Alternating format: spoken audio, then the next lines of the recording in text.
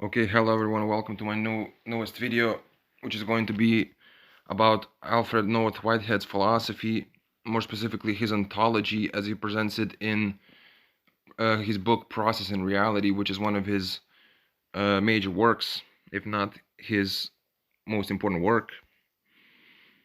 So I'm going to talk about his ontology more specifically. So his philosophy is a process metaphysics or a philosophy of organism. So what do we mean by those terms? By philosophy of organism, we can say that, his view is that all the parts of the universe or the world are interconnected and function as an organic whole. And what would we mean? These are actually interconnected, the process metaphysics and philosophy of organism. What do we mean by process metaphysics? Well, in the process metaphysics of Whitehead, and not just Whitehead, maybe we can connect his philosophy to Heraclitus, for instance, who lived many years before him, or perhaps Nietzsche too, right? Who lived a little bit before him. Uh, so his philosophy is a process metaphysics where processes do not subsist on a static underlying substance being the process of that substance, where a substance is in a process, as we may say in ordinary language, but processes are substances if that term substance is adequate at all. So he says, an actual entity, this is a quote, an actual entity is a process and is not describable in terms of the morphology of a stuff, end quote. So, in other words, the actual entities of the world that constitute the world, that populate the world, are not describable in terms of the holomorphic compounds of matter and form or static substances, but they are processes, they are occurrences, as another term that I find used in relation to Whitehead's philosophy. So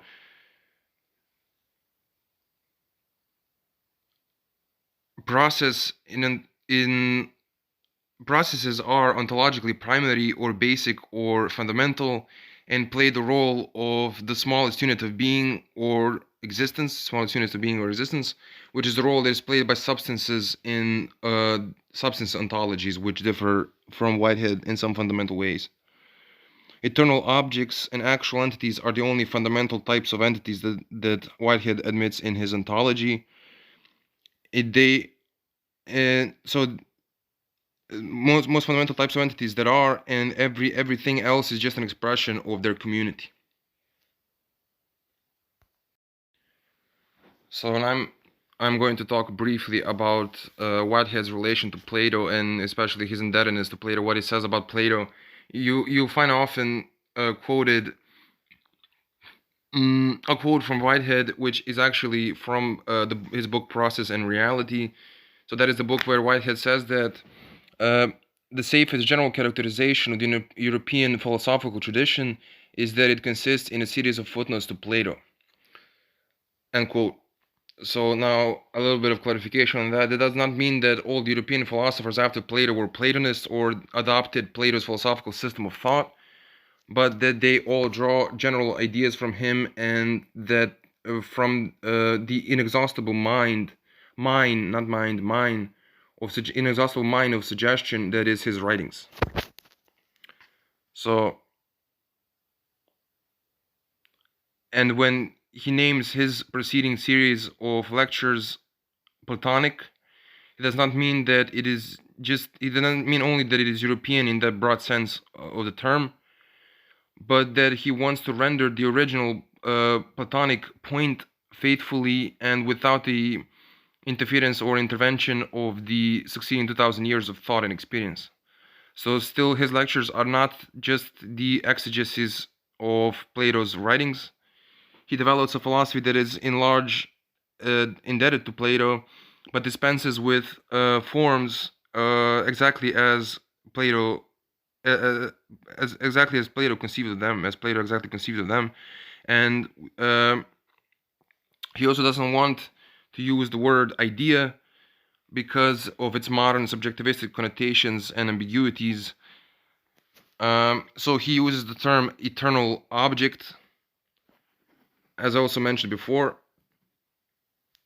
for what he can, what for him populates the so-called, what Plato called the realm of ideas. So basically, eternal objects are pure potentialities that kind of override the process of actual formations and becoming in the temporal world, in the world of time. So he notes further down in his lectures that those eternal objects are not best called by the name of universals, because the term universal presupposes a certain connotation which is not really applicable to his system, where the universals are the relation between universals and particulars is sort of, they're distinct, right, in the usual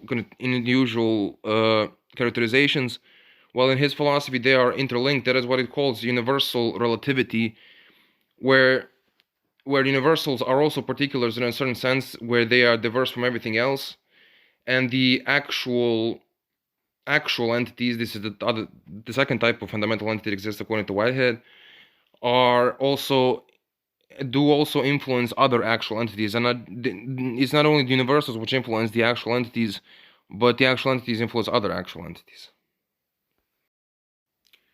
So now I'm going to talk about what may be coined creativity in Whitehead system. So I mean creativity in the world according to Whitehead system. So basically, the world is not perfect, and neither is any of its constituent components, which means that there is no one perfect way the world could have turned out to be. So each actual entity has the potentiality to become in any direction and turn into any other actual entity. There is always a final reaction. This is a quote: a final reaction of a self-creative act, end quote, at the beginning or end, I would add perhaps, of any series of efficient causes. So the future is open, and so was the past before it got actualized. So as far as I understand, it speaks against determinism, where entities are externally free but internally determined. That is a sort of hybrid position that Whitehead endorses. So his ninth categorical obligation is that the concrescence of each individual actual entity is internally determined and externally free. So the eternal objects, which are potentialities for actual entities, are neutral with respect to their actualization or instantiation in any particular entity or the temporal world, which reminds us a little bit of what philosophers traditionally have conceived of as universals. And he adds also that the meaning of givenness is that what is given might not have been given, and what is not given might have been given. So in the world of temporal becoming, contingency rules, so we cannot say that it is a deterministic universe as Whitehead conceives of it. So now I'm going to talk about a little bit more about certain parallels or similarities between Whitehead's and Leibniz's philosophy. Leibniz is, of course, early modern philosopher, early modern rationalist philosopher. So Whitehead and Leibniz, what Whitehead calls prehensions, Leibniz has a term perceptions, which I look at as an analogous to Whitehead's prehensions. So about Whitehead a little bit. So each prehension has three elements or aspects. So the subject, or that which does the prehending, the datum, or that which is prehended, and the subjective form, or the how of the prehensions. So prehensions, or the concrete facts of relatedness, are the second category of existence according to Whitehead or in his philosophy. So prehension of actual objects is called physical prehension. A prehension of eternal objects is called conceptual prehension. So as far as I know, in Leibniz's philosophy also we have similar similar ideas where perceptions can be sensory perceptions, and they can also be conceptual in a certain sense of intellectual, higher order perceptions where we understand and conceive of things and not just sensorially perceive them. At least some monads are capable of doing that. So just like with Leibniz's perceptions, Whitehead's apprehensions are not necessarily conscious. So that is an interesting parallel. He says that experience is necessary for consciousness and not the other way around, which means that there are non-conscious experiences but no consciousness without experience. So experience is more basic and characterizes every actual entity, while consciousness characterizes only some. So this is a position that is sometimes called pan-experientialism, where not just some entities like the maybe animals or just humans or some higher animals do have experiences, but also every other entity, every entity in existence has a certain sort of experience. So consciousness is higher mentality or the intellect or the self-analyzing mind. So likewise, Leibniz says that the most minds, his equivalent to Whitehead's, not minds, monads. I'm sorry, his equivalent to Whitehead's.